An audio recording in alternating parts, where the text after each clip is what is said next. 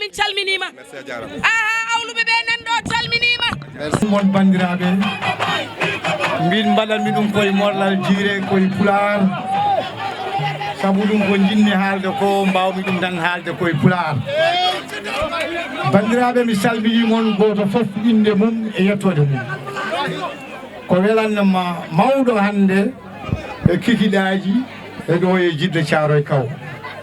particulièrement zone 5 min mi wiyata zone 5 mbiyanmi ko weltare mawde hande e Djhida Thiaroye Kaw sabu ɗum hande ko Djhida foof hawri ɗo responsable uji politique Djhida Thiaroye Kaw foof nan ɗo mi wawa limtude somi limtimi juuma kono ko ɓuuri wadde fayida ko foof nan ɗo ala hen noon jawaɗo bandiraɓe ɗum ɗo so continue ko hunde yonde ɗo paalen ɗo moƴƴat en koto coofnen meeɗa sofde minen en nder discours aji moon mbiɗon en meeɗa pertude Djhida Thiaroye Kaw sona e élection ngaji local ko goonga ɗum ne wonko wanno ɗum ko wasde nanodirde ɓe mbi so mawɗo wumi wumti andi ko guite nafata so mawɗo wumi wumti andi ko guite nafata ko enen kamno peccuɗen pertuɗen Djhida Thiaroye Kaw ko ganduɗa ko ɗum wonno sutora men ko ɗum wonno keɓaten social men ko hen keɓannuɗen ballen rewɓe men ko hen keɓannuɗen ballen sukaɓe men pertuɗen ko ɗum tampini men sen joguino kele ɗe ko mairie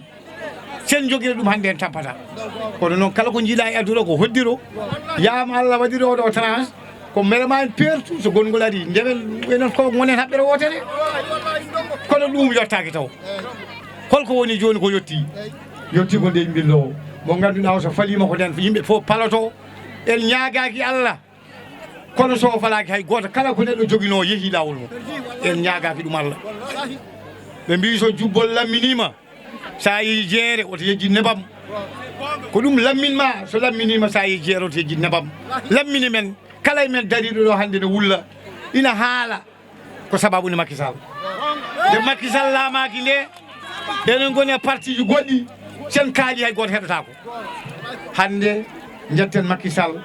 nde ganduɗa nde hay sen keɓani ko ƴiƴam men ko bandi men ɗum tan ne taga men kuure ɓe jogade courage ligganade Macky Sall il faut ganden ɗum min noon mbere yetta Harouna Dia no feewi waɗi ɗum ko neɗɗo mo ala nomination ko wayi kono amni ina ƴetta jawdi mum e famille Hawa won pour sankari mum ko cukalel men moƴƴel ligginoɗo jaggannoɗo en e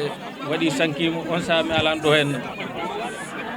min duwani mo min duwani galle mabɓe min jaafoyi mim aussi crédit ko heddino e makko ko yaframa sabi Allah wiya so neɗɗo natti affaire mum fof yo haale yo yaafi aussi so ɗum ɓenni mboɗo jogui weltare mawde hande wonde ɗo en ɗo way kono Fuutani ko Fuutani so mbiyami hande way kono garmi ko Fuutani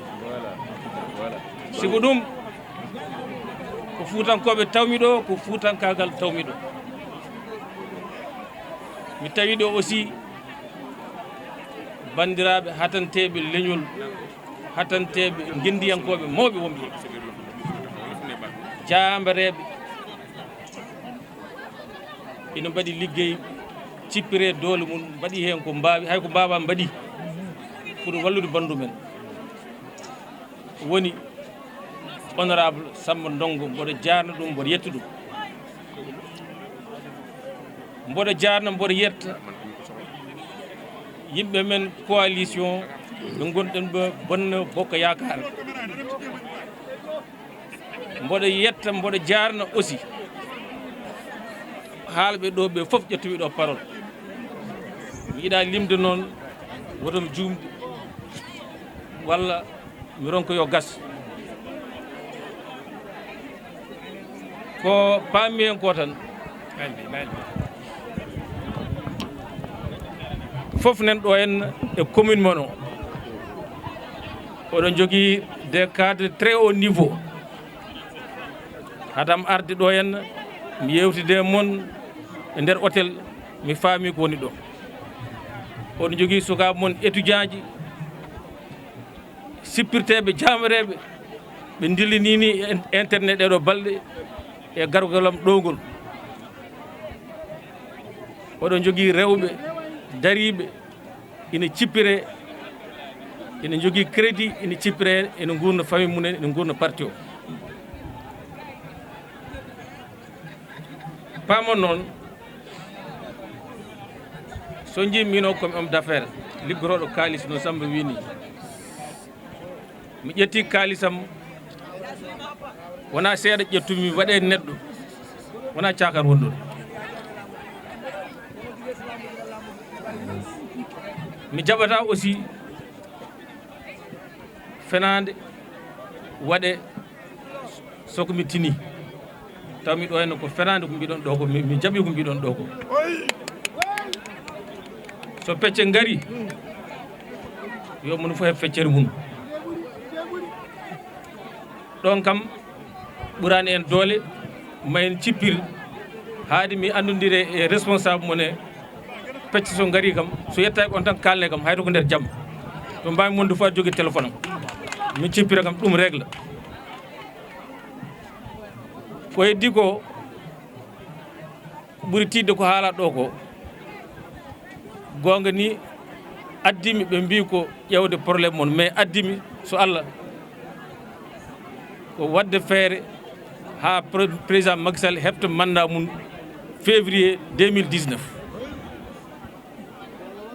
mboɗo andi noon élection ma fewje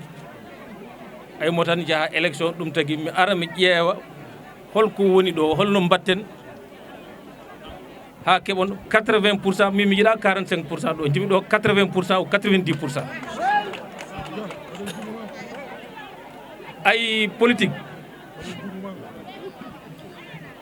ko joni natɗen hen minen komin gendiyankoɓe guila min goni étudiant ji amin cippire beele eɗen ɓamto eɗen jalta e basal eɗen jalta e majjere joni noon en naati politique eɗen ndenda affaire nde ina wawi wonde no feccirte ni yarani no fo jiɗirɗen ni kono noon goto ɗum tak yimɓe goppa guedda mbasa darade pour que 2019 élection o jidde Thiaroye kaw surtout zone 5 wasa hebde 80%. ay politique saɗiɗi négociation hebde hen gueɗal ma hollu doole ma ko mbami wiide kam min mboɗa wonde allié mum balla on beele oɗon kolla doole mum ɗum woni ɗum ko wallude on ha keɓon ɗo 80%. ko ɗum jimmi 80% par ce que mi faami ɗo kam anni e gonɗo ɗo ko wotande président Macky Sall ɗum c'est clair on probléme heɓti caggal probléme keddiɗo on galani poste uji on galani nomination suka mon étudiant ji ne tampi etc etc ɗum woni haala ɓe kalmi hanki ka zone 1 et zone 2 min cippirama hen mi wino son jiɗi ɗum waɗi wona président Macky Sall haasidini on walla añandon kono laamu wayi tan ko ɗum addi ɗum kala ken wawi fewtinede hen ma fewtine ko wawa fewtinode tan wawa fewtinede ha mandat garowo hanki mi haalni to gonnomi hanki to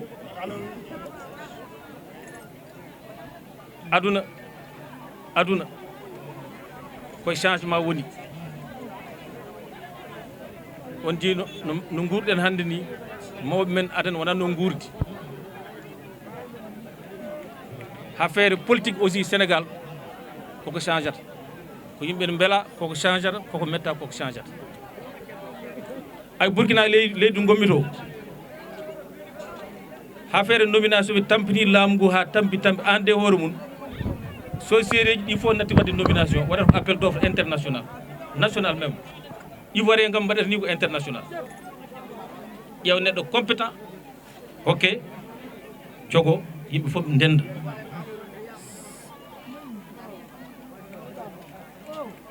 wona objectif oɗo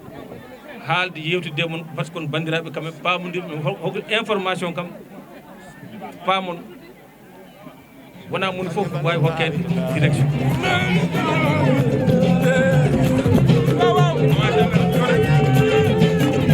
baɗe kella gara yoppodiruy kella gara dow